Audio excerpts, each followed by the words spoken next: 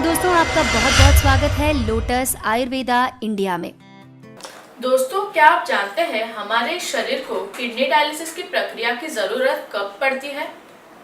जी हाँ दोस्तों, हमारी किडनी में मौजूद बहुत सारे ऐसे तत्व जो कि आपके लिए हार्मफुल हो सकते हैं। हमारे शरीर का महत्वपूर्ण अंग है किडनी। हमारे शरीर के विषाक्त पदार्थों को बाहर निकालती है। अगर किडनी की कार्यक्षमता प्रभावित हो तो शरीर में और खून में गंदगी जमा होने लगती है। तो दोस्तों आइए जानते हैं कि कब किडनी के डायलिसिस की जरूरत पड़ती है और इसकी प्रक्रिया क्या है। किडनी यानी कि गुर्दा शरीर में पानी और खनिज पदार्थ जैसे कि सोडियम, पोटेशियम, फास्फोरस, क्लोराइड सामंजस्य बनाए रखने में मदद करती है। जब किसी रोग या परेशानी के कारण किडनी अपना काम नहीं कर पाती तो शरीर में यूरिया और क्रिएटिन जैसे पदार्थ जमा होने लगते हैं, जिनकी वजह से किडनी तो प्रभावित होती ही है, साथ ही दूसरे अंग भी प्रभावित होते हैं। तो आइए आपको बताते हैं डायलिसिस की प्रक्रिया क्या है और कब जरूरत पड़ती है। डायलिसिस रक्त शोधन यानी कि ब्लड डिटॉक्सिफाई करने की प्रक्रिया है। गुर्दे हमारे शरीर में मौजूद गंदगी को बाहर निकालते हैं। शरीर के अंगों को ठीक से काम करने और शरीर में जरूरी पदार्थों को सामंजस्य बिठाने के लिए किडनी काम करती है।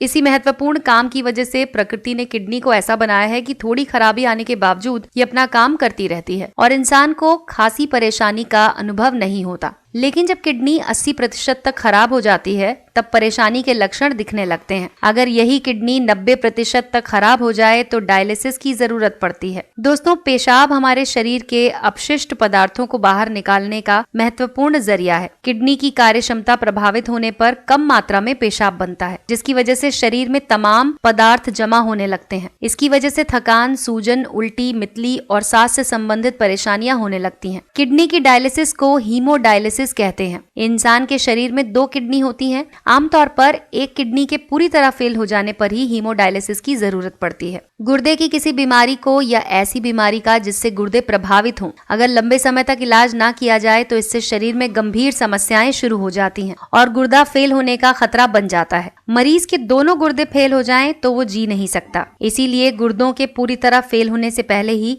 डायलिसिस की जरूरत पड़ती है। अगर मरीज को एक्यूट किडनी फेलियर हो जाए तो डायलिसिस की प्रक्रिया थोड़े समय के लिए होती है। आमतौर पर गुर्दे के ठीक हो जाने पर या नया गुर्दा लगाने पर इस प्रक्रिया को बंद किया जाता है। मगर यदि मरीज को क्रॉनिक किडनी फेलियर हो जाए और गुर्दे इस स्थिति में नहीं है कि उन्हें बदला जा सके तो डायलिसिस की प्रक्रिया लंबे समय तक चलती है। तो दोस्तों, कब पड़ती है डायलिसिस की जरूरत? यानी कि क्रॉनिक किडनी डिजीज होने पर जब शरीर में मौजूद अपशिष्ट पदार्थ क्रिएटिन को 15% या उससे भी कम मात्रा में बाहर निकाल दिया जाए तो डायलिसिस की जरूरत पड़ती है। कई बार किडनी की समस्या के कारण शरीर में पानी इकट्ठा होने लगता है, यानी कि फ्लूइड ओवरलोड हो जाता है, तो मरीज को डायलिसिस की जरूरत पड़ती है। शरीर में अगर पोटेशियम की मात्रा बढ़ जाए तब भी गंभीर बीमारियों का खतरा बनता है। इसी तरह शरीर में एसिड की मात्रा बढ़ने पर भी डायलिसिस की जरूरत पड़ती है। हीमोडायलिसिस एक ऐसी प्रक्रिया है जो कई चरणों में संपन्न होती है। इसमें शरीर में मशीन के माध्यम से एक बार में 250 से 300 मिलीलीटर खून बाहर निकालकर शुद्ध किया जाता है और फिर शरीर में वापस डाला जाता है। इस प्रक्रिया में डायलाइजर